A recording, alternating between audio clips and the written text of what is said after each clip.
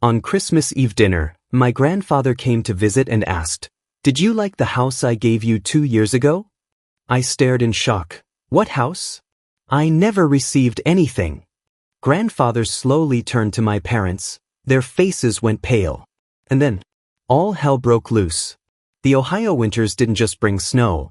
They brought a bone-deep, hollow ache that no fireplace could ever truly warm. My name is Dorian Marston, but for 21 years, I was little more than a ghost drifting through the hallways of my own life. I grew up in the shadow of a memory I never had. My mother, Diana, died giving birth to me. To my father, Gregory, I wasn't a son. I was the physical embodiment of the tragedy that stole his wife. He never looked me in the eye. When he did, it was as if he were staring at a crack in a windshield, something he had to tolerate but wished he could replace. And replace it he did. When I was 3, Susan entered our lives. She arrived with a smile that never quite reached her eyes and a son, Benjamin, who became the sun around which my father's universe revolved. Ben was the future. Ben was the pride. But I was the mistake. The disparity wasn't just felt, it was architectural. In our suburban home, Ben's room was a palace of modern toys and bright posters. Mine was an attic crawlspace, drafty and smelling of old insulation, where the only light came from a single, flickering bulb.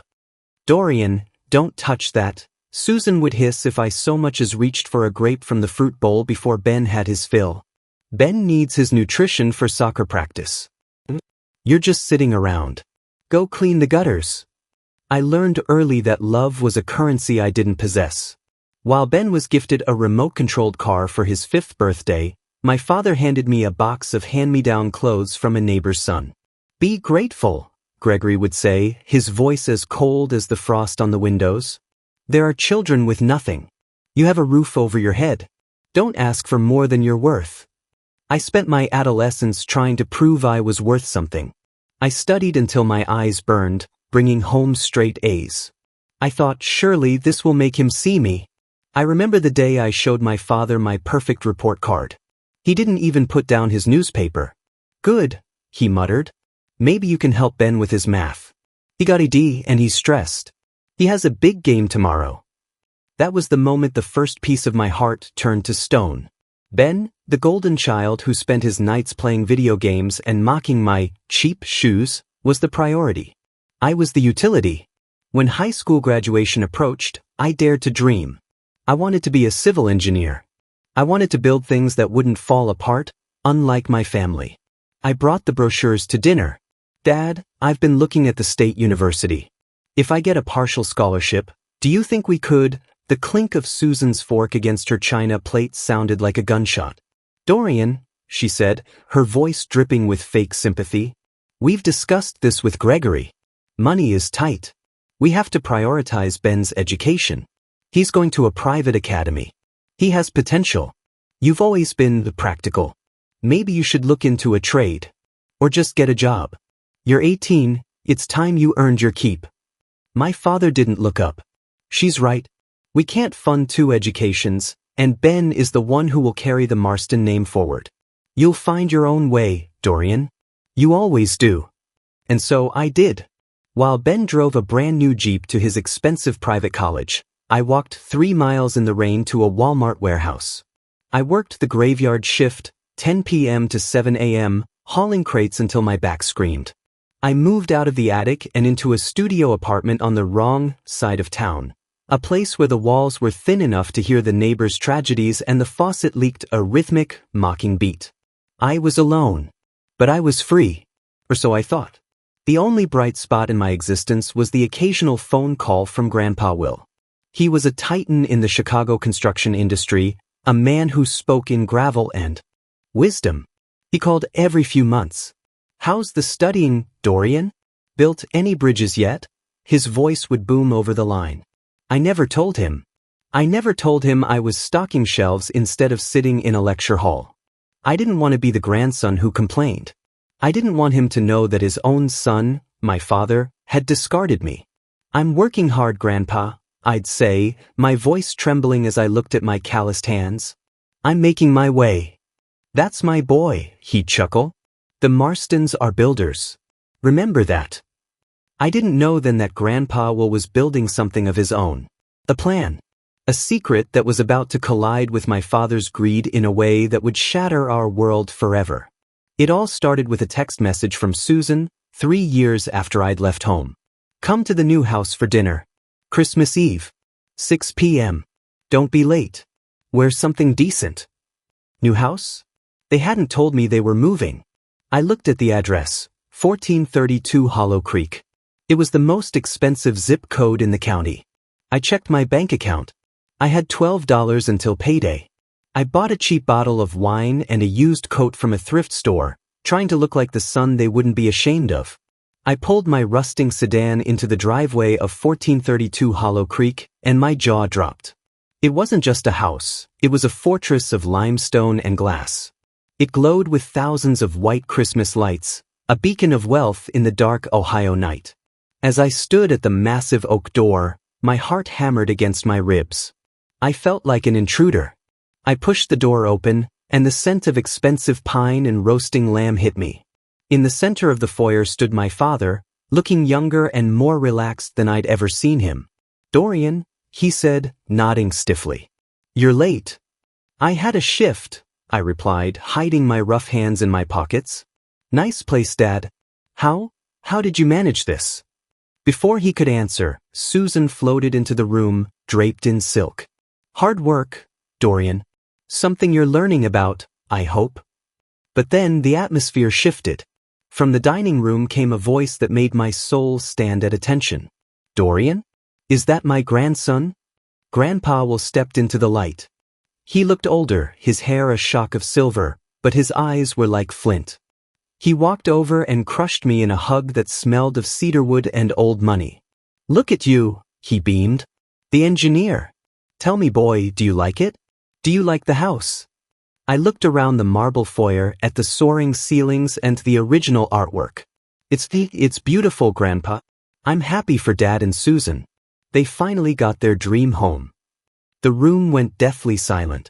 Grandpa Will's smile didn't fade, it froze.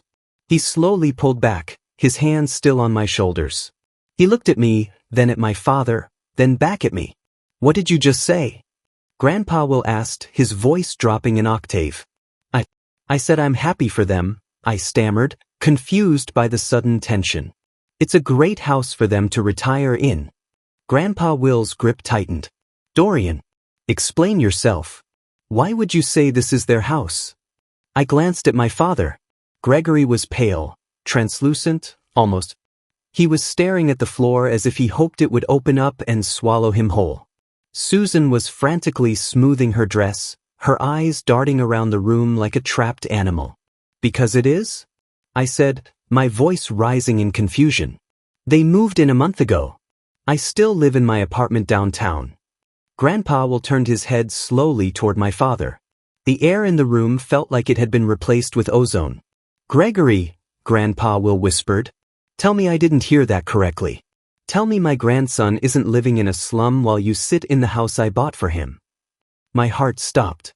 The world tilted on its axis. "For me?" I whispered. The silence that followed was heavy, suffocating, and absolute. The festive crackle of the fireplace suddenly sounded like a taunt.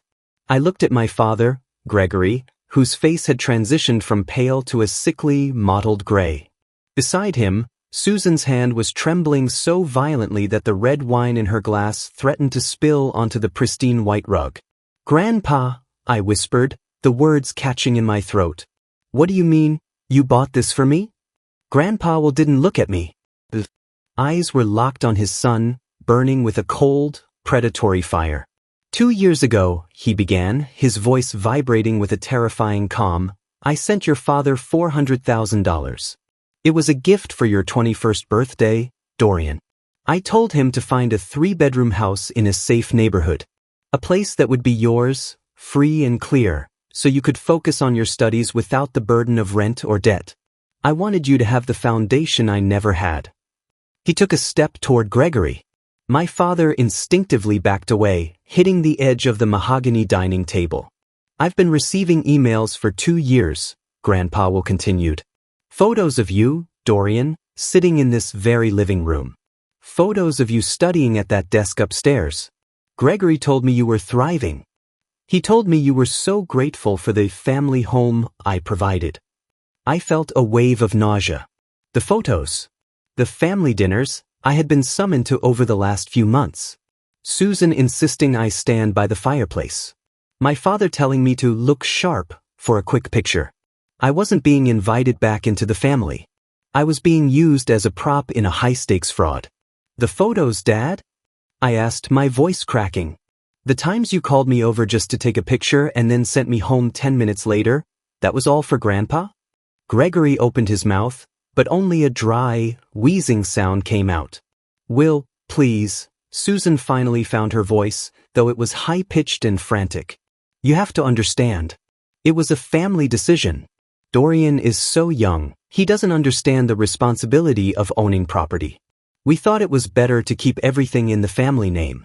We're looking after his interests. By making him work graveyard shifts at a warehouse?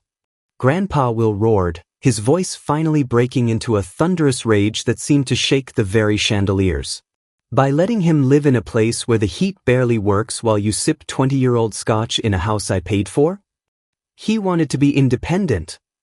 Gregory yelled back, a desperate, pathetic attempt at defiance. He chose to move out. We offered him a place here. You offered me nothing. I screamed, the years of suppressed pain finally erupting. You told me there was no money. You told me I had to work because Ben needed the limited resources for his private school. You sat there and watched me struggle for pennies while you were sitting on $400,000 of my money. I looked at the GM handkerchief I had brought as a gift, still sitting on the table, unopened. A small, thoughtful gesture from a son who had nothing, given to a father who had stolen everything. Grandpa Will turned back to me, his expression softening into one of profound heartbreak. Dorian, my boy, I am so sorry. I thought I was helping you. I didn't realize I was handing the wolves the keys to your cage.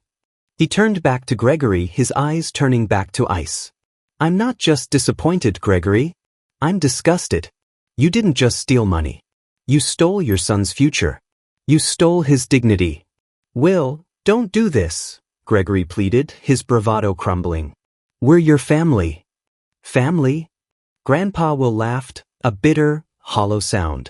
You don't know the meaning of the word. From this moment on, the bank accounts I set up for family expenses are frozen. The monthly stipend I send to supplement your income? Gone. And as for this house? He looked around the opulent room with disdain. I kept the deed in a trust, Grandpa Will said, a smirk of cold satisfaction crossing his face. A trust that I control.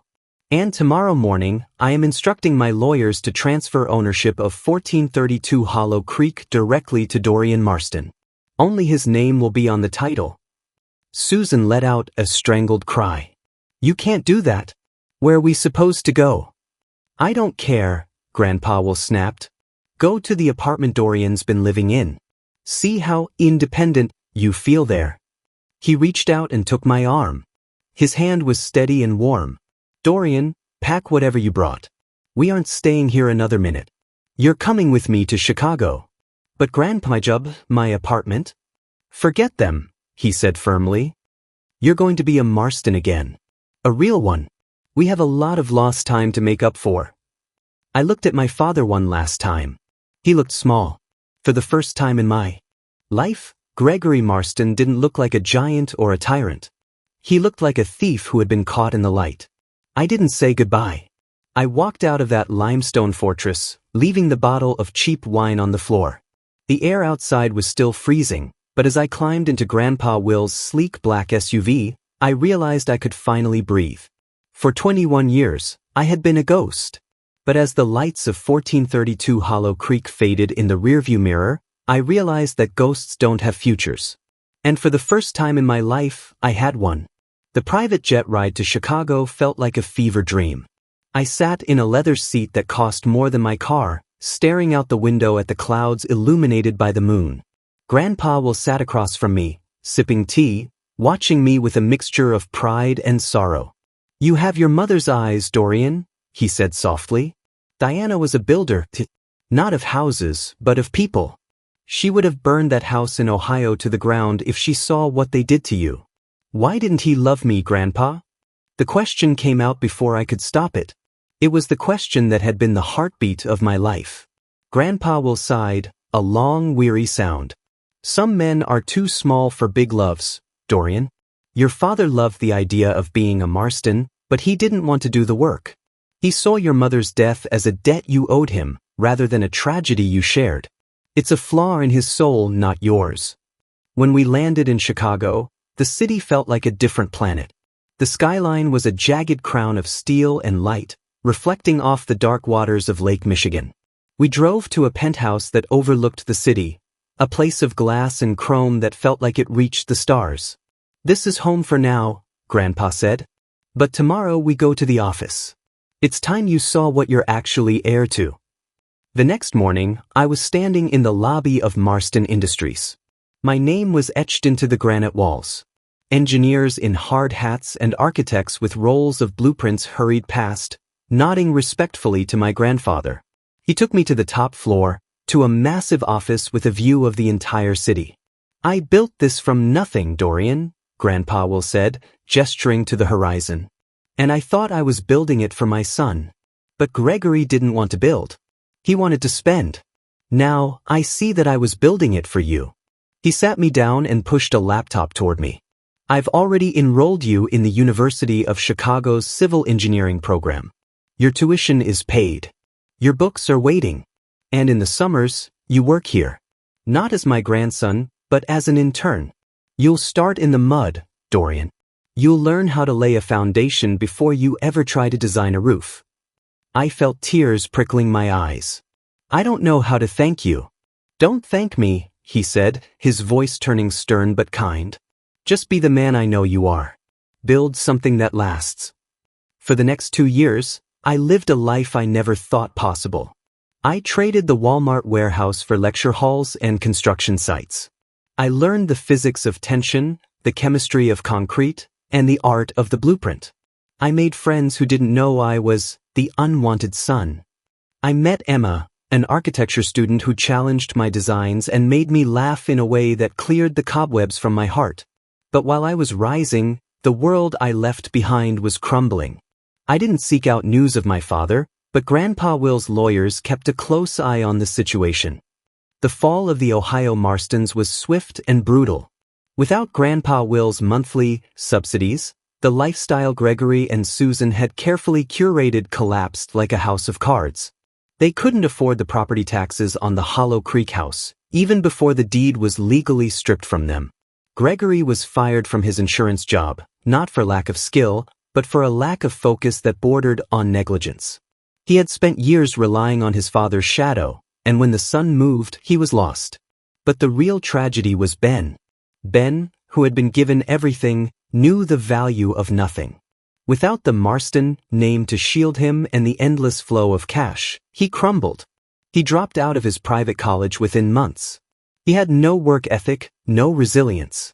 He expected the world to hand him a trophy just for showing up, and the world, it turned out, didn't care about his soccer trophies. Afternoon, in my 3rd year of university, my phone buzzed. An unfamiliar Ohio number. I hesitated, then answered. Dorian? The voice was thin, brittle, and unrecognizable. It took me a moment to realize it was Susan. Dorian, please don't hang up, she sobbed. We're in trouble. Gregory is sick with stress. We've moved into a 2-bedroom apartment near the tracks. And Ben's in trouble with some people. He owes money. He's working at a burger joint, Dorian. He's miserable. He says he can't go on like this. I sat in my sun-drenched office at Marston Industries, looking at a blueprint for a new bridge I was helping design. Why are you calling me Susan? I asked, my voice calm and devoid of the anger I thought I'd feel. You have so much now, she cried. Will told us you're basically running the company. You have the Hollow Creek house. You sold it for a fortune. Surely you can spare something for your brother? He's family, Dorian. You can't turn your back on family. I thought back to the attic. I thought back to the used clothes and the $12 in my bank account. I thought back to the photos they took of me to deceive a dying man. Family, I repeated slowly. That's a funny word to hear from you. When I was 18 and begging for a chance to go to school, you told me I wasn't worth the investment. You told me to know my place. Well, Susan, I found my place. And it turns out it doesn't have room for people who only love me when I'm useful. Dorian, please. He's your brother. He's the boy who watched me starve while he ate steak, I said firmly. Let him learn what I learned, Susan. Let him learn how to build himself from the ground up. It's the best gift I can give him. I hung up. I didn't feel a sense of triumph. I just felt finished. The debt was paid. A few minutes later, Emma walked into my office, holding 2 coffees. She saw my face and set the cups down. Everything okay? She asked, leaning over the desk. I looked at her, then out at the Chicago skyline, a city I was now helping to build. A city that had given me a home when my own blood had denied me one. Yeah, I said, reaching for her hand. Everything is exactly the way it's supposed to be. 5 years later, the gala was held in the ballroom of the Drake Hotel. It was a celebration of the completion of the Marston Bridge, a massive infrastructure project that linked 2 of Chicago's busiest districts. As the lead project manager, I was the man of the hour. I stood in a tailored tuxedo, a far cry from the thrift store coat I wore that fateful Christmas Eve. Beside me stood Emma, my wife, her eyes glowing with pride. But the guest of honor sat in the front row. Grandpa Will, now in a wheelchair but with a mind as sharp as a diamond, watched me take the stage. To build something, I said into the microphone, my voice echoing through the silent ballroom, you have to understand the ground you stand on. You have to know what's hidden beneath the surface. Sometimes, the most beautiful structures are built on the most painful foundations. I looked directly at Grandpa Will. I want to thank the man who taught me that a name isn't something you inherit. It's something you earn with every brick you lay and every promise you keep. The applause was deafening. After the speeches, a waiter approached me. Mr. Marston? There's a young man at the service entrance. He says he knows you. He looks, well, he's persistent. I walked to the back of the hotel. Standing by the loading docks was a man who looked decades older than his 26 years. His clothes were clean but worn. His face was a map of exhaustion. It was Ben. He looked at me, and for the first time in our lives, there was no arrogance in his eyes. Only a profound, aching shame. Dorian, he whispered. I didn't move. Ben. I saw the news. About the bridge, he said, twisting his hands together. Mom and Dad, they're gone, Dorian. Dad had a heart attack last year. Mom moved back to her sister's place in Florida. I'm alone. He looked up at the towering hotel, then back at me. I'm working as a site laborer now, Ben said. Digging trenches for a plumbing company. It's hard. I didn't realize how hard it was. He hesitated. I didn't come for money. I swear. I wanted to say I'm sorry. I was a kid, but I wasn't blind. I saw what they did to you. And I let it happen because it made my life easier. I'm sorry. I looked at the boy who had been my tormentor. I saw the calluses on his hands, the same calluses I once had. I reached into my pocket and pulled out a business card. I wrote a name and a number on the back. This is the foreman at our Southside site, I said, handing it to him. They need hardworking men who aren't afraid to get dirty. If you show up at 6 a.m. and you work harder than everyone else, he'll give you a chance. Not because of your name, because of your sweat. Ben took the card as if it were made of gold. Tears welled in his eyes. Thank you, Dorian. Don't thank me, Ben, I said, turning to walk back into the warmth of the gala. Just build something. I walked back into the ballroom, back to Emma, back to Grandpa Will, and back to the life I had forged in the fires of betrayal. I was no longer the invisible son. I was the architect of my own destiny. And as I looked out at the city lights, I knew that the strongest things in the world aren't made of stone or steel. They're made of the truth. And finally, the truth had set us all free.